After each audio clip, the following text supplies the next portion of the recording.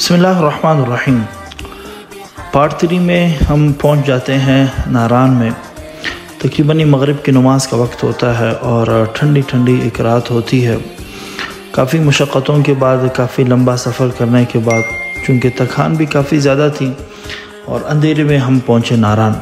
जैसे ही हम नारान पहुँचे तो सबसे पहले, चूँकि सारा दिन हमने खाना जो था वो भी हल्का फुल्का खाया था, तो पेट पूजा करने के लिए हमने एक बेहतरीन होटल का इंतखाब किया। खाना खाया।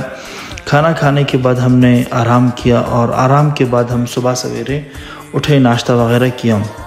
हमारा अगला टारगेट था, हमने कहा कि बाबू सर टॉप जाना है या झील सैफुल मलूक। दोस्तों के मशवरे से ये तय हुआ कि बाबू सर टॉप तो फ़िलहाल नहीं जाना चाहिए, और चूँकि हम पहले भी काफ़ी ज़्यादा सफ़र कर चुके थे तो इस दफ़ा सिर्फ मूड बना और मशवरा ये हुआ कि हमने झील सैफुल मलूक देखने के लिए जाना है। चुनांचा नाश्ता किया और बेहतरीन नाश्ता करने के बाद हम झील सैफुल मलूक पहुँचे। यार, झील सैफुल मलूक की खूबसूरती के बारे में मैं आपको क्या कहूँ। पहाड़ों के बीच बुलंद और बाला पहाड़, चोटियाँ बर्फ़ से ढकी हुई और बेहतरीन पानी, इतना ठंडा पानी कि आप उसको हाथ भी, यानी 1 मिनट तक भी आप उसमें हाथ नहीं लगा सकते थे, और ठंड की वजह से आपके हाथ बिल्कुल, आप यूँ समझे कि बर्फ़ की तरह ठंडे हो जाते थे।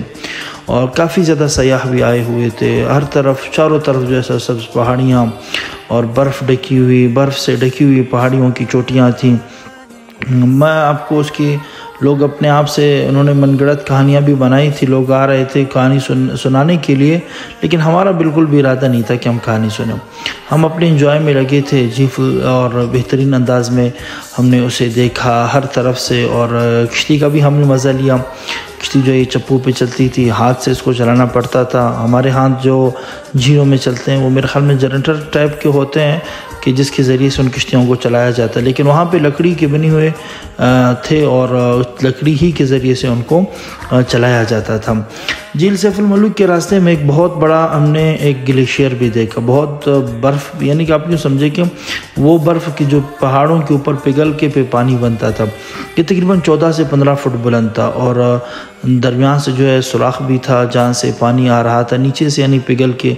बहुत ठंडा पानी था वो, और बिल्कुल बर्फ़ जमा हुआ था, और अंदर इतनी ज़्यादा ठंड थी कि एक तरफ से हवा भी चल रही थी, नीचे से पानी भी आ रहा था।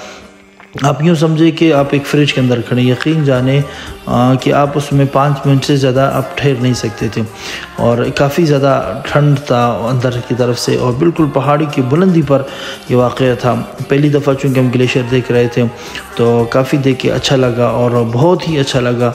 पहाड़ी की चोटी पर चूँकि छोटी गाड़ियाँ भी नहीं जा सकती थी, वहाँ पे पहुँचने वाली भी वहाँ की अपने जीप्स होती थी कि जो वहाँ तक आपको लेके जाते थे, या जो बड़ी गाड़ियाँ, जो बहुत बेहतरीन ड्राइवर होता तो वो वहाँ तक आपको पहुँचा सकता था, वरना हर बंदा वहाँ तक नहीं पहुँच सकता।